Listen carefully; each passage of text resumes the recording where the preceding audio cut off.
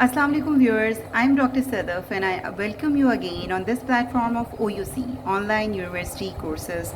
Hope you would be enjoying our videos. So today I am here again with one of the topics from biology, that is pituitary gland. Before starting pituitary gland, let's discuss pituitary gland comes from where and it is part of which system. As you all know, there are two different type of control systems in your body and also in other multicellular organisms. One is nervous control system and another is endocrine control system or chemical coordination control system. Nervous control, as its name indicates, basically it has brain and spinal cords and nerves which control it. And second is endocrine control system. It or chemical coordination control system is basically controlled by chemicals or chemical messengers, rather more specifically, which are known as hormones. So endocrine system, it is comprised of many endocrine glands, not nerves. And now what are endocrine glands? Endocrine glands are actually those glands which are also known as ductless glands. That is, those glands basically do not have any ducts to pour their secretions. So how their secretions come out from them? They pour their secretions directly into the blood. So there are two different types of systems: nervous system, endocrine control system. Here we are studying pituitary gland. So pituitary gland is actually the master gland or head gland of endocrine control system. It is one of the endocrine glands. As you can see in the diagram, it just looks like it's very small and it looks like a chickpea. So rather it is the size of a pea and looks like a chickpea. Just like chickpea, it has two different compartments: anterior lobe, posterior lobe, and a small partition in between, which is also known as intermediate lobe. Where is it situated? Pituitary gland is actually situated within the skull. Although it is very interesting that although it is situated within the skull, but it is not a part of brain, because brain is actually nervous system and pituitary gland is endocrine system. So master of endocrine system, control system is actually located within the skull but not a part of nervous system. So let's see what are the hormones secreted by the pituitary gland. As you know, endocrine glands mainly, their function is to control the body by secreting chemical messengers or hormones. These messengers are known as hormones. In this way, they control function of different parts of body. And what is the benefit of having no duct and pouring this secretion directly into the blood? Benefit is actually that their secretions can control the functions of many parts of the body far away from them, because hormones can be carried through blood to different parts away from the pituitary gland. So there are different kinds of hormones secreted from different parts of the pituitary gland. Let's begin with the posterior lobe. Now there is a difference between anterior lobe and posterior lobe. Anterior lobe, actually pituitary, all the hormones of pituitary gland, they are controlled by hypothalamus. Hypothalamus is a part of brain, rather forebrain more specifically. So hypothalamus controls all the secretions and all the hormones of pituitary gland. So ultimately the endocrine system is also being controlled by the nervous system, because hypothalamus is a part of nervous system. So anterior lobe, for anterior lobe, hypothalamus secretes different hormones which either allow anterior lobe of pituitary to secrete different hormones, or it inhibits anterior lobe to not secrete or to stop secretion of its various hormones. For posterior lobe, hypothalamus does not send any stimulatory or inhibitory hormones, because posterior lobe of the hormones of posterior lobe of pituitary are actually being synthesized within the hypothalamus, and then they are carried through the long nerves or neurons or axons of the neurons of hypothalamus into the posterior lobe. So although pituitary gland is a gland, but its posterior lobe has few nerves from the hypothalamus which carry hormones of the hypothalamus. Okay, so hormones which are secreted by the posterior lobe, these are two, as you can see. ADH stands for Antidiuretic Hormone. Its other name is vasopressin. And second is Oxytocin.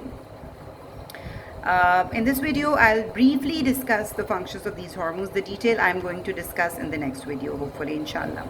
So ADH, as its name indicates, this is antidiuretic hormone. And I have mentioned also this hormone in my last video, which was about the urinary system. ADH, as its name indicates, antidiuretic hormones means diuresis means increasing the amount of urine. So antidiuresis means that it is decreasing the amount of urine produced by the kidney. And how it does its function? By actually reabsorbing more and more water from the urine back into the blood by acting on the collecting ducts of nephron. So ADH actually acts on the nephron of kidney, and it promotes reabsorption of water from urine into the blood, and in this way decreasing the amount of urine produced by the body, and in this way inhibiting the dehydration. So it increases volume of blood. Second is oxytocin. Oxytocin is actually a feminine hormone, basically concerned with the childbirth, and it promotes the uterine contractions and during the process of labor, and helps in the delivery of child, and also it helps in the ejection of milk from the breast during the feed process when a mother feeds her newborn. So oxytocin is basically a feminine hormone. These two hormones were actually secreted within the hypothalamus, and then they are stored in the posterior lobe of pituitary gland, and then they are secreted when they are needed. Now we come to the anterior lobe of pituitary gland. Anterior lobe of the pituitary gland is actually the main control, because it secretes, as you can see, 1, 2, 3, 4, 5, 6 hormones. These are secreted from the anterior lobe of the pituitary gland. Number 1 is GH. As you can see, GH is actually growth hormone. It stands for growth hormone or somatotropin. Growth hormone, actually, as I'll briefly discuss here, growth hormone controls the growth of body. And for growth hormone, to stimulate growth hormone, hypothalamus secretes growth hormone stimulating hormone. So once it from the hypothalamus there comes growth hormone secreting hormone, then in its response anterior lobe of pituitary gland secretes growth hormone, which causes growth of the body. And I am going to discuss it in detail in my next video. Then comes TSH, thyroid stimulating hormone. Again, for thyroid stimulating hormone, hypothalamus secretes thyroid releasing hormone, TRH. So thyroid releasing hormone, it comes from the hypothalamus. In response to it, TSH or thyroid stimulating hormone, it is secreted from the anterior lobe of pituitary, and in turn this hormone acts, as its name indicates, it acts on the thyroid gland, which is another endocrine gland situated in the neck. And as TSH acts on thyroid gland, again it will produce some other hormones which are known as thyroid hormone T3 and T4. Then comes the ACTH, Adrenocorticotropic hormone. Adrenocorticotropic hormone from the anterior lobe of pituitary is actually secreted in response to one of the hormones from the hypothalamus, that is CRH, corticotropin releasing hormone. And when ACTH is released, it acts on adrenal glands or suprarenal glands. Those are the glands present above the kidney. There are 2 suprarenal glands or adrenal glands present, one present on each kidney. And from those, actually, as in response to ACTH, they secrete some other hormones, which I'm going to discuss later. So ACTH acts on adrenal glands. Then comes the FSH, LH, and Prolactin PRL. So these 3 hormones are collectively known as gonadotropins. And again, gonadotropins, they are secreted from anterior lobe of pituitary in response to one of the hormones from hypothalamus, that is gonadotropin releasing hormone GnRH. So as these hormones are released from anterior lobe of pituitary, as the name indicates, they act on gonads. What are gonads? Gonads are actually gametes producing organs present, and they are different in males and females. FSH is also known as, stands for follicle stimulating hormone, LH for luteinizing hormone, and PRL for prolactin. So all these three, they have different kinds of functions. Follicle stimulating hormone acts on, it has different functions in females. Basically, follicle stimulating hormone acts in first half of the cycle, and it actually promotes the growth of ovarian follicle. Luteinizing hormone actually causes the ovulation or release of egg from the developing follicle. And prolactin, it also helps in the production of milk from the female breast after the delivery of the child, and also during the pregnancy.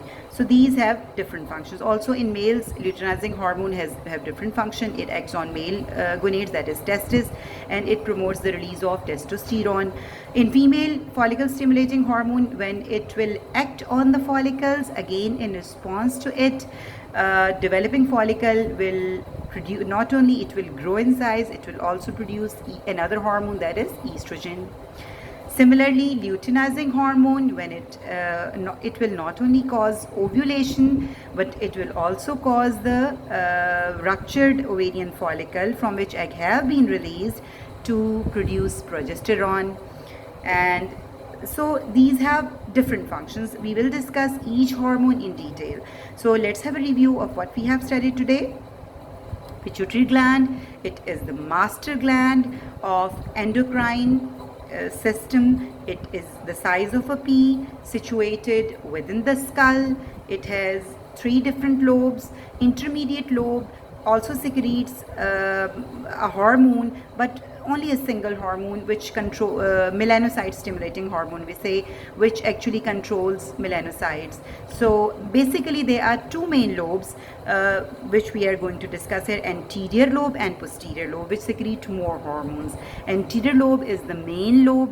It secretes 6 hormones. Posterior lobe is a rather smaller lobe which secretes only 2 hormones. And intermediate lobe also is the smallest, which secrete only 1 hormone, melanocyte stimulating hormone, which stimulates the production of melanin production from the melanocytes. These are pigment producing cells in the skin of an organism. More is the pigment, melanin pigment, darker will be the color of the skin of an organism. So posterior lobe hormones, 2 hormones: ADH or antidiuretic or vasopressin hormone, which promotes reabsorption of water from kidney nephrons back into the blood, in this way preventing dehydration and increasing the volume of blood. Number 2 is oxytocin, 2 functions, basically for feminine or mother hormone. It promotes uterine contractions during the process of labor. And number 2, ejection of milk from the breast of mother during the process of feeding a baby. Then comes anterior lobe hormones. Growth hormone, it stimulates the growth of an organism.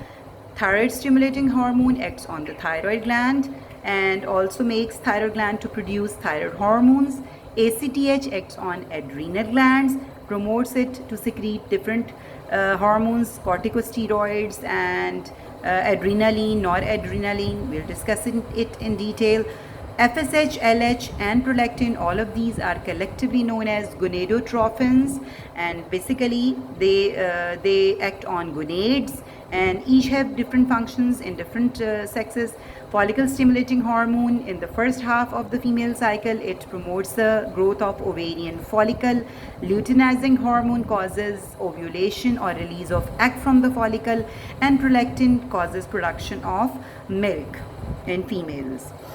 So that's all today. I hope you have understood it. If you have any query, you can contact us freely on the email ourchoiceouc@gmail.com. Okay, take care. Stay tuned to us on OUC. Take care. Allah Hafiz.